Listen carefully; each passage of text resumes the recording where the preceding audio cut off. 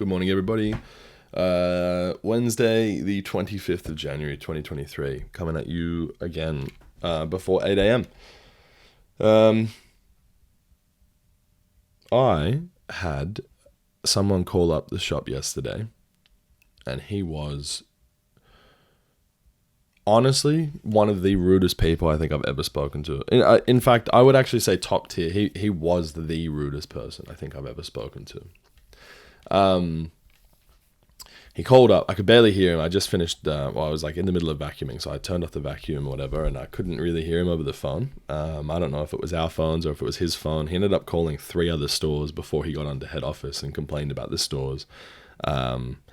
Anyway, he said he wanted to make a general inquiry. Okay, I was like, okay, spit it out, And then he just kept being rude.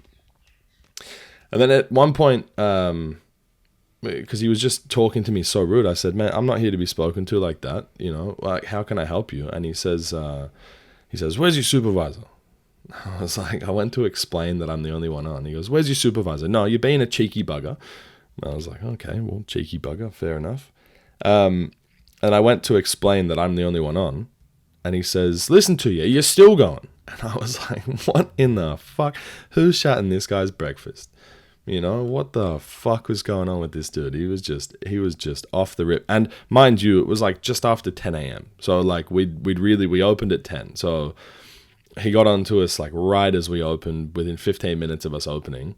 And he was just a right cunt, like just an absolute asshole. Like when he hung up the phone on me, I called my boss and I was like, hey, he's going to call your store in a minute. You just be prepared. She's like, oh, hang on a sec, I'm getting another call on another line. And I was like, it's him. It's him. And she calls me back after a couple of minutes and she's like, what happened? What did you do? And I was like, I swear to God, I didn't do anything. This guy's just a fucking psychopath. Anyway, apparently he rolled through all the numbers for all the stores here in Victoria and then fucking got onto customer service. And apparently he was just a monster the entire day. So I don't know, he must have some things going on in his life. It's not personal, obviously, I know that. But, yeah, goddamn, poor dude. Let's take a moment to pray for him today. He clearly needs, I don't know, I want to say some help, but just, it's not right to talk to anyone like that, let alone, like, anyone at all. Even if you've got family or friends or anybody, like, you shouldn't talk to anyone like that. I don't think there's a time or a place for that kind of language or behavior at all.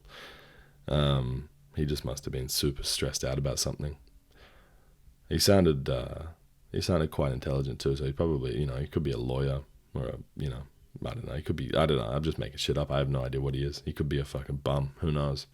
But he was just super upset. He didn't tell any of the stores that he called what his issue was or what he wanted. And then he just asked for customer service number. A dickhead.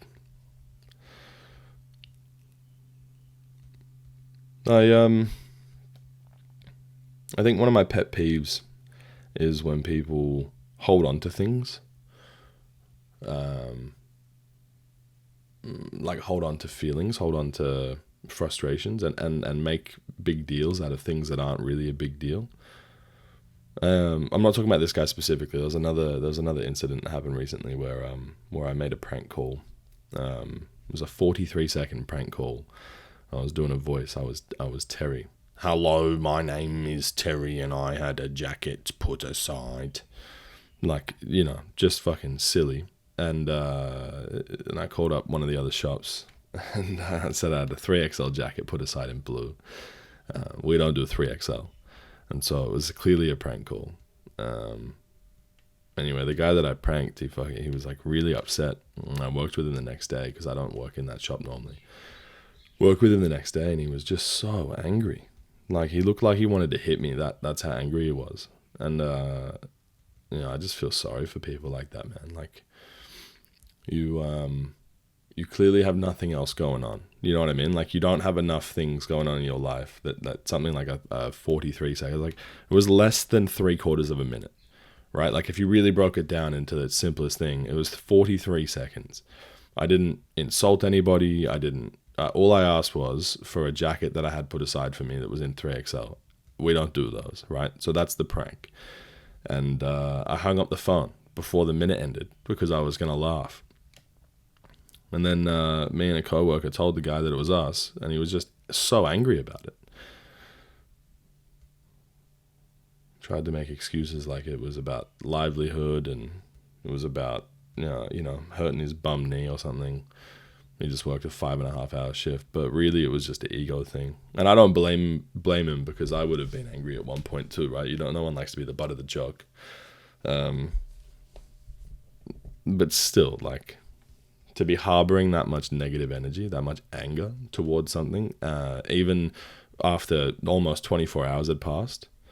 I think it was like 11 a.m.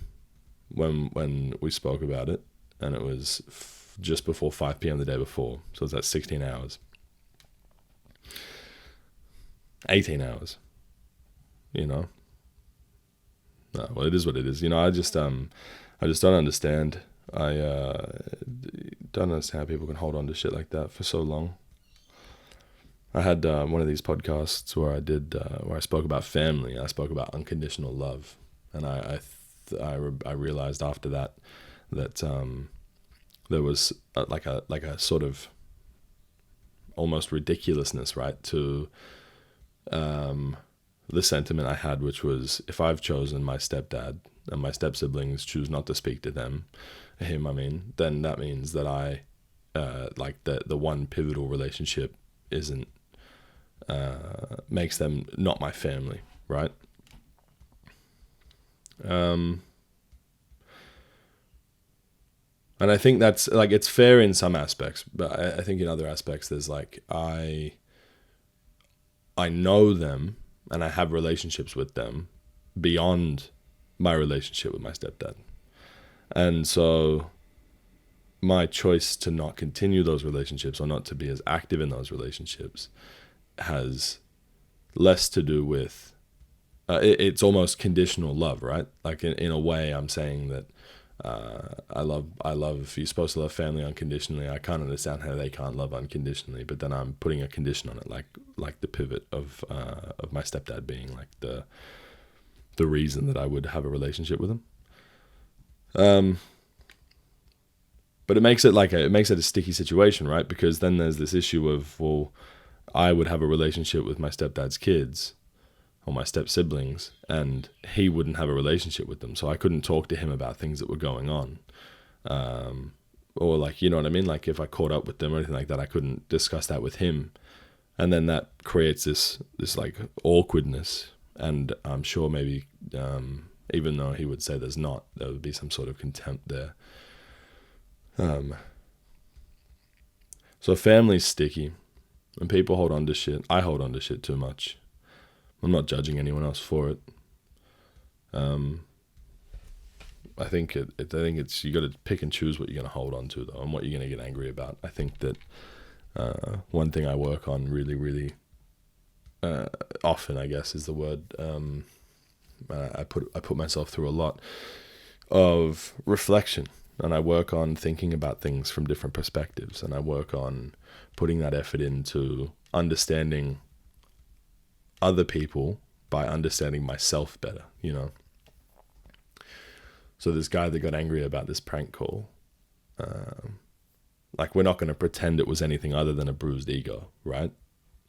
I'm not going to sit here and allow myself to believe that I was ruining his livelihood or, like I did anything disrespectful, because it was a fucking harmless prank call that took less than a minute.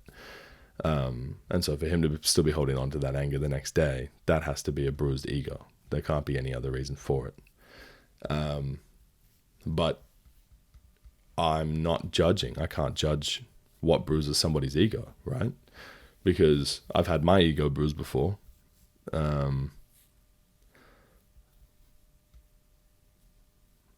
There was one time, actually, specifically, there's one time that I sort of think back on. I kind of regret the way that I acted, the way I behaved. The way I reacted, did I say? I didn't act in a certain way. I reacted in a certain way. Anyway, Back when I used to work for my old business, I was running 2 stores, and one of those stores I had a 2IC in, and she's great, one of my close friends, and she went on a holiday for 2 weeks to Turkey, and so for 2 weeks I didn't have any real support in that shop. I was still running the other shop with like low or no support. I think the business had just taken one of my 2ICs off me to become a VM. She goes away for 2 weeks, and then when she comes back, we're all my bosses, like all the head office team, were out visiting my shops. And now I've had like praise before on my VMs. I haven't needed to be VM before. Like I had needed help or anything. I needed advice necessarily. I won an award for it in my shop before I took over 2 stores. And I essentially, for the entire time that she was gone, for the 2 weeks she was gone, I was doing the VM in that shop. And my bosses, I don't know what they were doing. I don't know what the goal was. I have a feeling that my boss had this idea that I had an ego. I'm trying to dance around this. Basically, they presented an award to this girl, my friend, my 2IC, for VM of the month. A month in which she was away for 2 weeks. A VM of which was not done by her. And they presented it in front of me without acknowledging me, without telling me that it was happening first. And yeah, there was a bit of a bruised ego. I'm not going to lie. It was a dog move. It was an absolute dog move. And I know that they know that too. You know, these people are in their fucking 40s or 50s. They know better than to behave like that. Give an award to someone who hasn't put the work in. Not as consistently. Look, this girl that I'm talking about, she's a fantastic leader. She's really great at her job. She was always supporting me, always putting in that effort. And I'm all for giving credit where credit is due. But in that moment, credit was not due. And I'm not offended that I didn't get the award, right? I'm offended that she got the award off my work. That's what annoyed me. And I've explained this before to her. And she even agreed that she felt very uncomfortable when they presented the award, like she had to sort of take it and whatever. And looking back on it now, they were just buttering her up, trying to give her high praise so that she would stay a yes man and wouldn't be influenced by me, who clearly they'd made a decision that they didn't want in their business anymore. Or at least didn't want me in the business in the capacity that I was trying to be in it, right? Because my main goal is not profits, it's people. And in this age of business, profits matter so much, almost too much. And when a company's dying in the way that this one is, you know, they shut down 3 stores in 3 months, 4 stores in 4 months or something, consolidating their teams, packing it all in, you know, like the store that I used to work in is actually shutting today. Today is the final day. So, you know, it's just mismanagement from the top. And I think if you had have looked after your people, they would have wanted to do the job, and they would have actually worked hard to make the business what it used to be. But you started focusing too much on profits, started cutting too many hours out of the stores, started making the job too much of a strain and too much of a hassle. You know, there was an expectation for us to do over 100 boxes a week with 2 people on the shop floor. And it's just, you know, it's just unrealistic goals. They had unrealistic goals for the amount of money we should make, and then they would put on deals where it was like 5 items for $50, and they'd tell us to make $100 sales, but no one wants 10 items, especially when half the items are shit, you know. So it's frustrating, but you know, what I'm saying, I guess, is that I'm not immune to having a bruised ego. More than anything, I would say that it was pride. I take pride in my work, and to not be recognized for my hard work is frustrating. But there's an element of I regret not just celebrating the win with my friend. I regret not just copping it on the chin saying congratulations and then having my own issues separately. I shouldn't have raised concern with her at all. I mean, it's hard. I wear my heart on my sleeve, so I was probably obviously annoyed.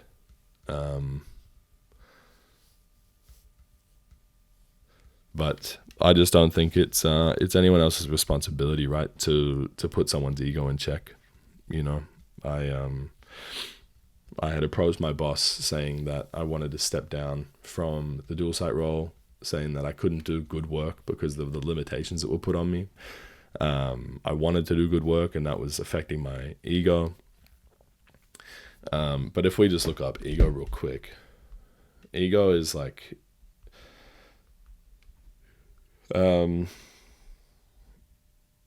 ego.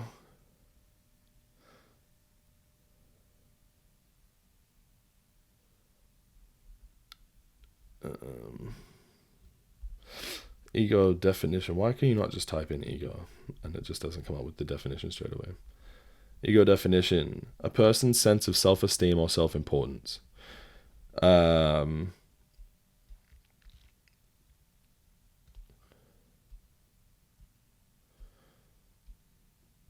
conscious thinking subject. Yeah, see, I think that ego, the difference between ego and pride is how much you take, how much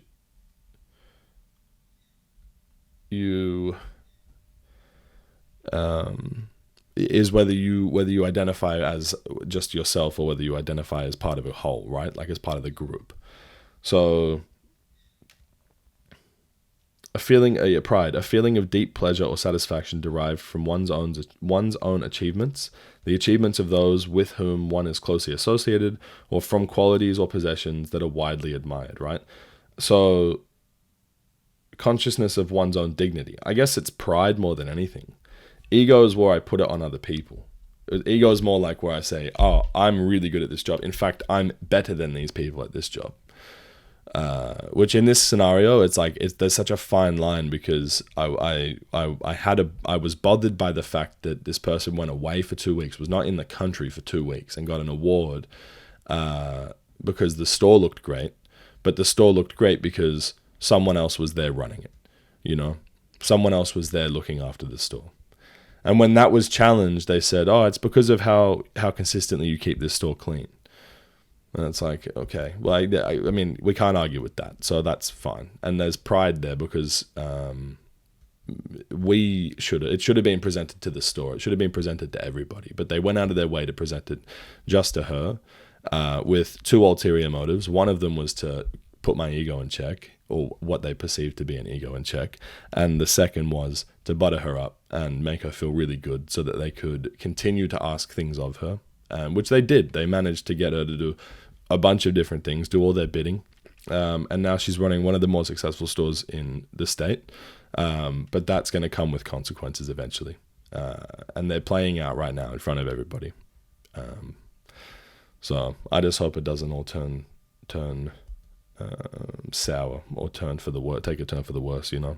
And for this person, if she's listening, you know who you are.